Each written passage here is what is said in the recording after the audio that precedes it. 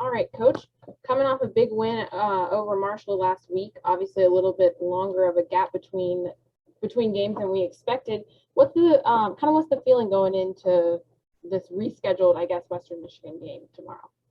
Yeah, hopefully a good feeling, a positive feeling, a lot of confidence to take from the Marshall game, and obviously the return fixture of Western Michigan, where we actually felt like it was probably our best performance of the season, but the wrong side of the result. So we'll try and take the positives from that performance and remind the guys that there's no guarantee this will be the same type of game. We need to make sure that we're not naive to think that we'll potentially have as much possession or the dominance that we showed at their place, and we'll need to earn it all over again. So I think the guys are in good spirits. The break over the weekend gave us an opportunity to rest some players, which was also important given it was our first stretch of if you like, playing on the weekend and then midweek for 2 weeks in a row. So a compact schedule for that period. So it really wasn't a terrible time for us to get a break. Having said that, obviously we would have much rather played and continued the momentum that we had. And now we'll look to the end of this season here, where we're going to have a busy schedule and kind of run the gauntlet, if you will, to finish things off here in the MAC. Obviously, this round robin format in the MAC this year is different. So we're kind of getting our first taste of that tomorrow with the second meeting with Western Michigan.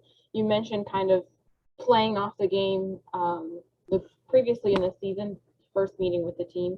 But how do you think this different format, this different experience to get to play the same team twice in a season, how do you think that is going to help the guys on the pitch tomorrow?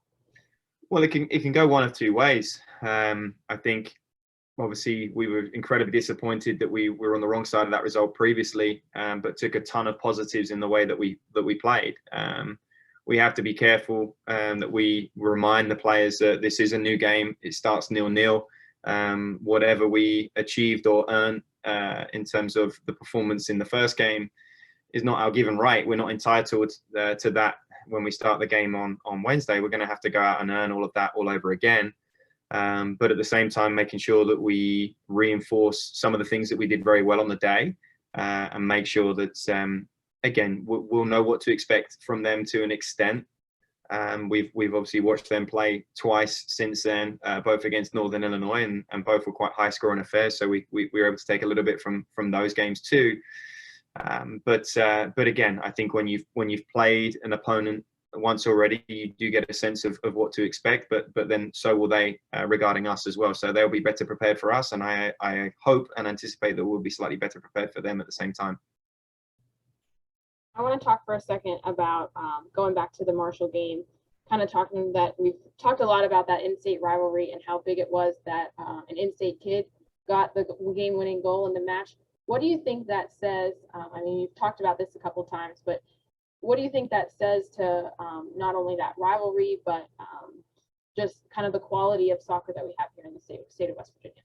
Yeah, there's obviously three players in the starting lineup between the two teams that are from here in West Virginia, and obviously we brought on Sam Morgan as well. So to my knowledge, I think it was four West Virginia players playing in that game.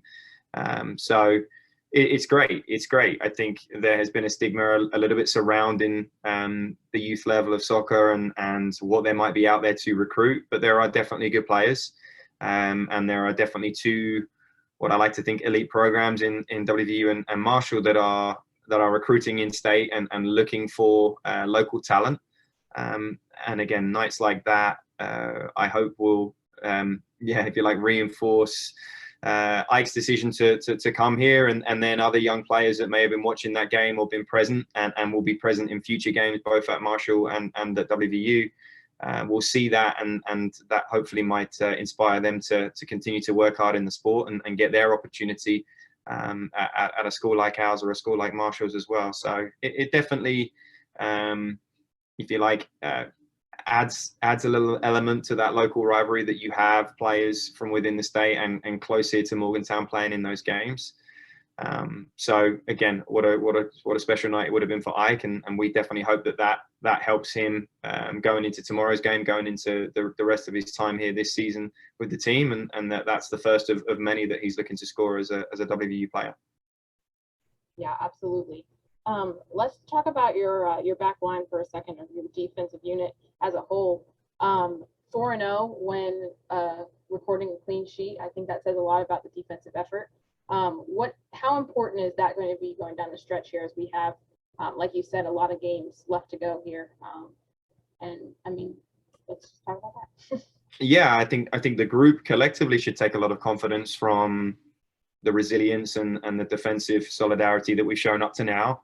It's still obviously early days, but we've been pleased. And I think when you look at results across the board, it's not often at the Division One level, and then certainly within our conference, it's you see too many blowouts. Right, the games are often decided by one goal.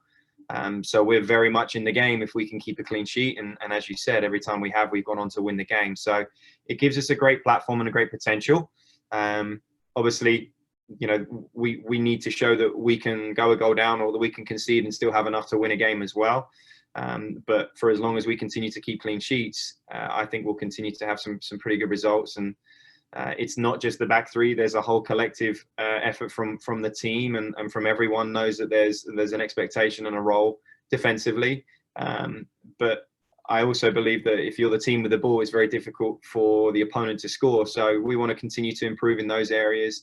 Have even more possession and territorially play the game even closer to the opponent's goal, so that we are less dependent at times on that defensive unit. But as of right now, they've stood up to those tests really, really well. So we've been very, very pleased with that group of players, and if you like, that group of defenders that do get the credit for the most part for those clean sheets.